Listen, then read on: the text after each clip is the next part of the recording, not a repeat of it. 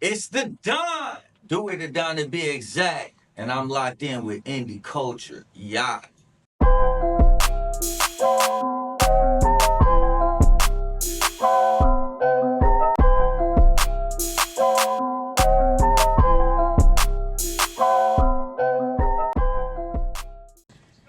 Alright, what's good, y'all? It's your girl Tosh P, aka Peasy the Goat. You're now tuned in to Indie Culture, the podcast. I got another special guest this week, all the way from Kansas City. Let them know who you is. It's the Don. Dewey the Don to be exact. You already know what it is, aka Big Blood. We are the streets. Yes, sir. Okay, I like that little intro. Yeah. So, how is Kansas? Like that's where you're from, right? And Yeah, most definitely. I always tell people like this, man. It's like, Kansas City, Kansas, we don't really have a lot of the same resources like a New York, like Atlanta. Not even from just the standpoint of musically, but just from fundamental growth as far as trying to get a positive outlook or on a positive track in life. We got to hustle to be heard. It's a small town. It's real gangster. A lot of people kind of just do kind of what's expected. You know what I'm saying? You working a regular job or you hustling. I think that the major thing that was beneficial for me was actually when I moved from Kansas and moved to Atlanta, I was exposed to different ways of thinking, perspectives, culture, financial literacy, and I saw black people actually being in esteemed positions, black people being entrepreneurs, black people really getting to it in a positive way, and it really helped me unlock, my mind as far as like, oh, I could do that too. You feel me? So I took that hustle and I just started flipping it. You feel me? Okay, so do you go back to Kansas Most to kind of definitely. like, kind of apply those same tactics and stuff? Yeah, most definitely. I mean, for one, I'm a youth motivational speaker, so that's one thing that I do. But more importantly for me, it was about getting the resources or dumbing it down. I get the money in Atlanta, I come back to Kansas and spend it. So like my audio engineer is from Kansas City, Kansas. Shout out to Jazz 64111. My videographer / manager, LB 51 Vision Films. Most of the artists who I'm working with and trying to put them into a position are from Kansas, So like I always keep it really near and dear to the streets and to my roots. Right. And I'm just trying to build bridges from KC to ATL, South Carolina, Augusta, and just really unify the hustlers and, everybody with that hustle mentality, because you ain't got to be a street dude to be a hustler. You an entrepreneur, you hustling this podcast. I can relate to that. You know what I'm talking about? It's things that we can build and connect on like we're doing. So it's just all about bridging the gap. You feel me? Okay, cool. Yeah. I like that. I like how you said that. For sure. I wanted to congratulate you because I know you got your song in rotation, Mr. 17.5 down here. Woo! 103.9. Great sound, yeah. Okay, featuring Hood Niz on Project Pat. Yeah, for sure. How did that magic happen? Like how did it start? So like it's brazy, and it's like I'm gonna try to be brief, but it's like I always tell people that I'm a rapper last and I'm a businessman. So like I remove my when I create, but after it's created, I remove my emotion from it and I look at it as a product. So different products can go in different markets, different regions, got different sounds and different, So when you see me collaborate with a Project Pat, and I know what to do with that on this side of the world, but then I got Tech 9 that hit the Midwest, but then I also rock with J Diggs, that's the West Coast. So, basically I'm just looping in with other hustlers, with other, similar artists as far as when it comes to street, and I'm just politicking and building and spreading it out. But I ain't gonna cap Project Pat, my cousin.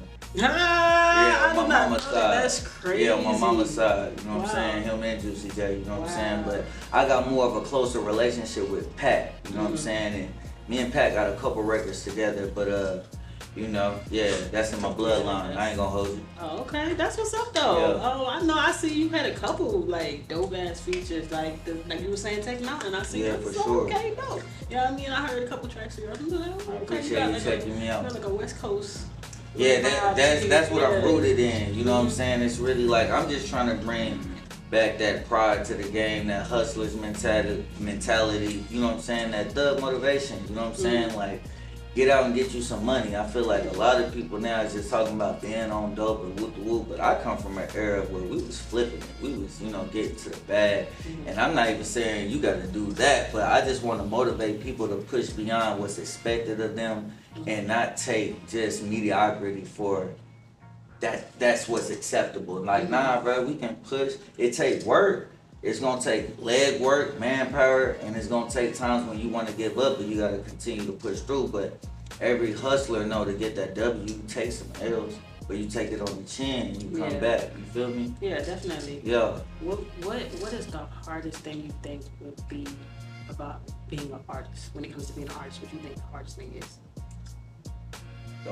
It's a few things that make it hard, and it's less hard for me because I understand it, but I see other artists struggle with certain things as far as, like, for one, having the mindset of your talent is gonna get you there. When we see literally things that go viral and they not even trying, but it's because they understand algorithms. Like, I feel like one of the key benefits is realizing that when you're an independent artist, you got to be a lot of different departments. You feel me? Yeah. And a lot of independent artists think all the help is supposed to come in, and that's what's gonna do. Nah, because help only gonna get you so far, because it's easier to tweak something than to create something. So if somebody got to come in and motherfucking do all your shit from A to Z, nigga, you the time that they're gonna allocate is gonna be very minimal, versus where it's like, bro, if you already got your shit built up and you like, bro, I just need you to sprinkle some Sasson on this motherfucker and take me, so I think a lot of artists don't really approach their music with a business mind. They're approaching it emotionally like an artist. So that's a hindrance. Another thing that I would say is hard for artists, and I'm just speaking on mindset. A lot of artists don't know the difference between marketing and promotion. And I just had this conversation with someone the other day because I'm a marketing consultant. I run my own ads. I actually got clientele where I help them scale their streams or scale whatever business they have through conversion ads. But I was like, think of promo as a hard post. A promo is basically you shouting to everybody that you know. So if whoever's following you, your cousin, your auntie, whoop, but this shouldn't be your customer base because you'll never succeed or scale off of them. Marketing is, you're not even posting it. When you sleep, this ad is being shown to people outside of your network, outside of your circle, and feel like a lot of us base business moves with no case study, no data. Me, I'm such of a technical person when it comes to just like my strategy and how I even approach my music. Beyond creating it, I follow the data, but you got to curate it first. A lot of artists be like, yeah, I'm the hottest in the city, bro. You got 40 monthly listeners. You can't even say that, bro. You know what I'm saying? Like a company, like a Coca-Cola, they have big test samples and big whoop-the-whoop, man. A lot of artists feel like they don't got a market, but going back to Coca-Cola, that's $1 billion company. Been around for 100 years. The motherfuckers still running commercials. You got to. So why wouldn't you? Right. You know what I'm talking about? I tell artists, look at yourself and everything that you broadcasting like a TV channel. But if you ain't showing nobody nothing on your channel, eventually they gonna stop. They gonna skip. And you ain't giving them nothing to watch. So you gotta give everything a fair shot. And the only way to do that is through marketing. And that comes with having a budget. But that comes with being independent. Nigga, ain't nobody gonna come in here and save you, bruh. You gotta stand on these 10 toes and you gotta get out here and figure this shit out, because ain't nobody, when we could walk down the street right now, ain't nobody gonna stop us and say, hey, let me make your dreams come true. It don't fucking work like that, you feel me? So, come to save you. Come on, man. So you just gotta be real with yourself and then ask yourself too, do you wanna do this professionally or do you just wanna be known for your talent? Because two things can be true and not true. You can be a very talented rapper and not a great independent artist. Just like you could be a great independent artist and not have no talent. It's all about the balance and bringing both of them in the middle. But I just see a lot of artists, either online, they lazy, they inconsistent, or they crumb. That's the biggest thing, consistency too. Yeah, that's the biggest thing. You gotta be. You gotta be, man, because like a lot of people get traction and then they completely move away from what's working for them. You gotta scale that up to a certain point and then break off. You know what I'm saying? But I really be wanting to see a lot of artists succeed because it really ain't that hard once you realize the 3 fundamental things you gotta do is internet, it's street and politicking, and it's branding.